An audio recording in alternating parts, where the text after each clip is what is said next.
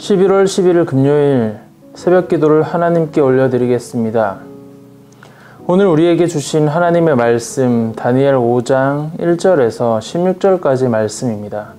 제가 봉독하겠습니다.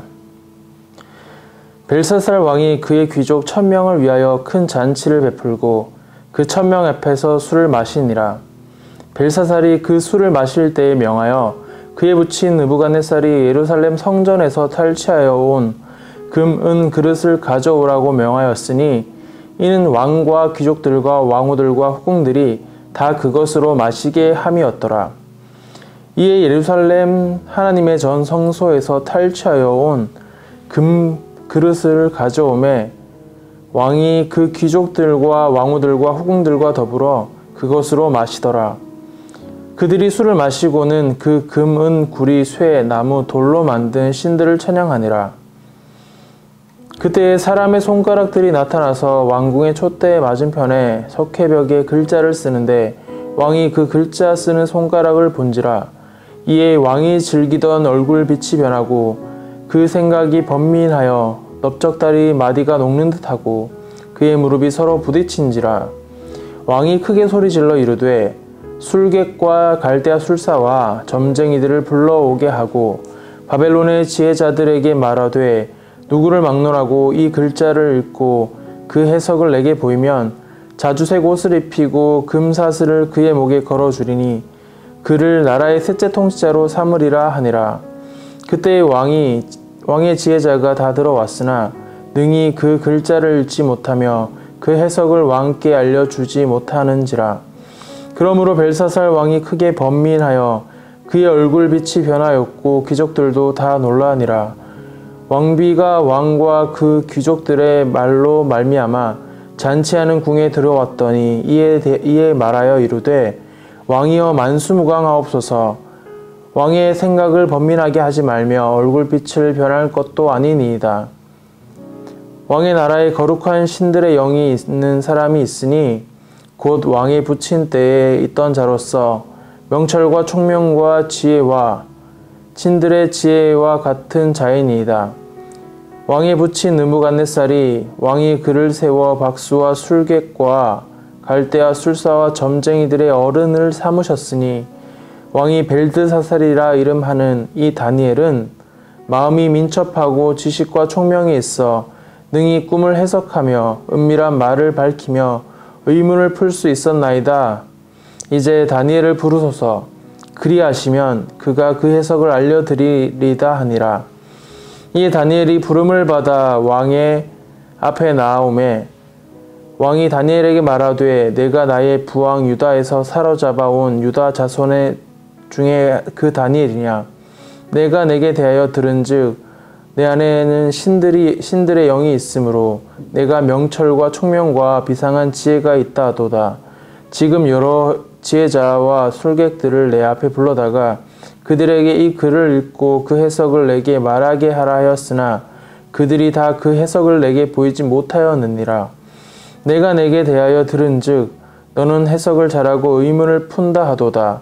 그런즉 이제 내가 이 글을 읽고 그 해석을 내게 알려주면 내게 자주색 옷을 입히고 금사슬을 내 목에 걸어주어 너를 나라의 셋째 통치자로 삼으리라 하니. 아멘. 역사의 주인은 하나님이십니다. 한 나라를 일으키시기도 하시며 패하게도 하시는 하나님의 주권을 다루고 있는 것이 이 다니엘서의 핵심입니다. 하나님은 왜 역사를 통하여서 하나님을 드러내실까요? 역사는 하나님의 무대입니다. 우리는 하나님의 주권을 알지만 다른 나라가 서고 패하는 것은 전쟁으로만 가능하다고 생각을 합니다. 하나님은 그것을 통해 열국이 하나님의 주권을 알기 원하십니다. 또한 사람은 하나님을 믿는 사람이건 하나님을 알지 못하는 사람이건 하나님의 도구로 사용되는 것입니다.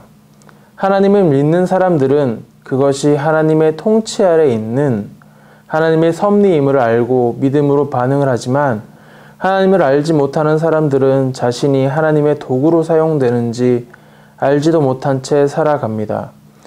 그러던 어느 날 하나님의 은혜를 깨닫고 그 은혜 가운데 그것을 깨닫기도 합니다. 오늘 본문에 벨사살 왕이 등장합니다.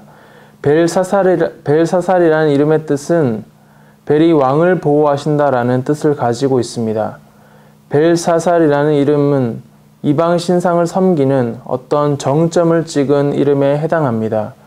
오늘 본문을 보게 되면 벨사살은 1000명의 귀족들을 초대하여 엄청나게 큰 잔치를 벌이고 있습니다. 바벨론의 국력이 얼마나 큰지 보여주는 잔치의 규모입니다. 그런데 벨사살은 술에 취해 자신의 권력을 더욱 나타내 보이기 위해 느부갓네살이 예루살렘에서 탈취해온 금과 은으로 만든 기물들을 가져오라고 명령을 하고 벨사살의 명령대로 사람들은 예루살렘의 성전의 기물들을 가져다가 그것으로 술을 마시며 즐기게 됩니다. 그런데 이 상황은 굉장히 아이러니합니다. 역사에서 바벨론의 왕 중 벨사살이라는 왕이 존재하지 않았고 오직 성경에만 등장합니다. 없던 인물을 성경에서 차용해서 쓴 것이 아니라 당시의 바벨론의 상황을 알면 쉽게 이해할 수가 있습니다. 당시의 바벨론은 심각한 위기를 겪고 있었습니다. 정변이 자주 일어나서 왕이 4년, 2년 또는 9개월 등 짧은 기간에 계속해서 바뀌고 있었습니다. 벨사살은 바벨론의 마지막 왕입니다. 역사에서 공식적인 왕은 벨사살의 아버지인 나보니두스 왕입니다.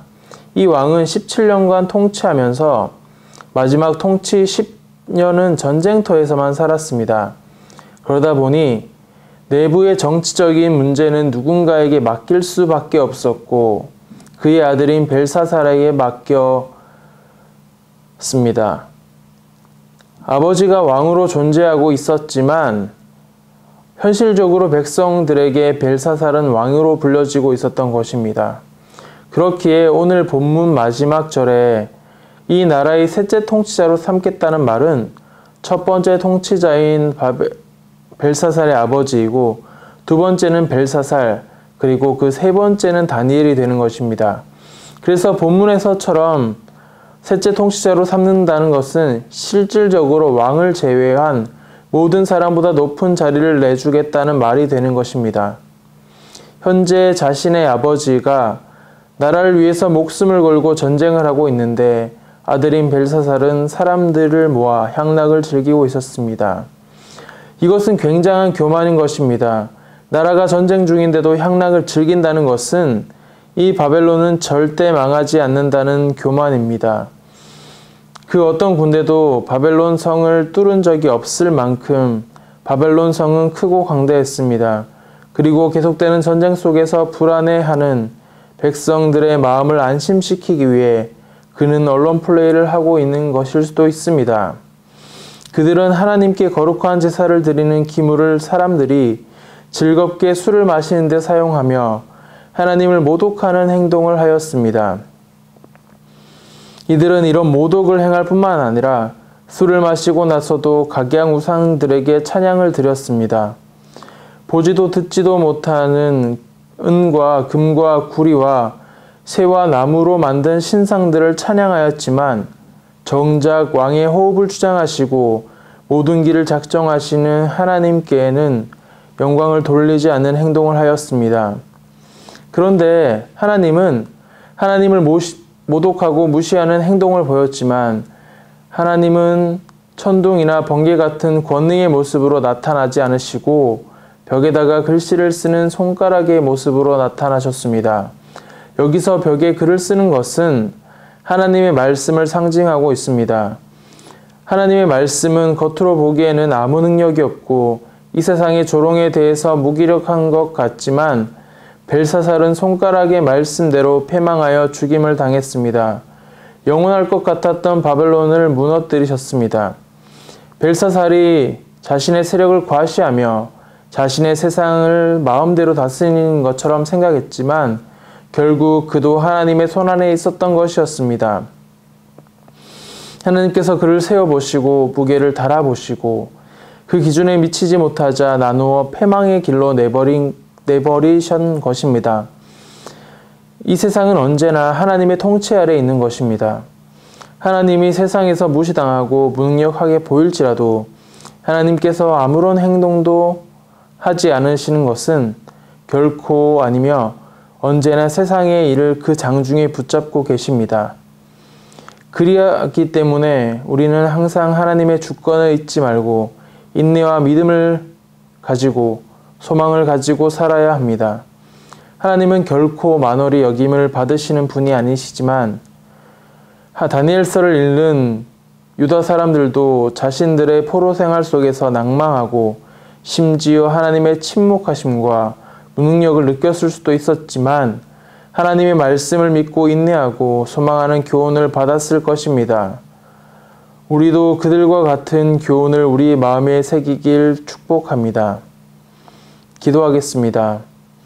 하나님 감사합니다. 오늘 다니엘서 말씀을 통하여서 영원할 것 같았지만 하나님 앞에서 아무것도 아니었던 거대한 성 바벨론을 보았습니다. 때로는 세상의 거대함에 하나님의 말씀대로 사는 것이 계란으로 바위를 치는 것처럼 불가능해 보이고 낙심해서 주저앉았던 저희의 믿음 없음을 용서하여 주시옵소서. 오늘 하나님의 말씀을 붙들고 나아가오니 세상의 그 어떤 것도 하나님보다 높아질 수 없음을 아는 담대한 마음을 주시고 하나님 나라를 위해 사는 위대한 하나님의 백성이 되게 하여 주시옵소서. 이 세상의 영원한 통치자이신 살아계시고 위대하신 예수님의 이름으로 기도드립니다. 아멘. 오늘 주신 말씀을 가지고 개인과 교회 공동체를 위해 두 가지 기도 제목을 가지고 기도드리겠습니다.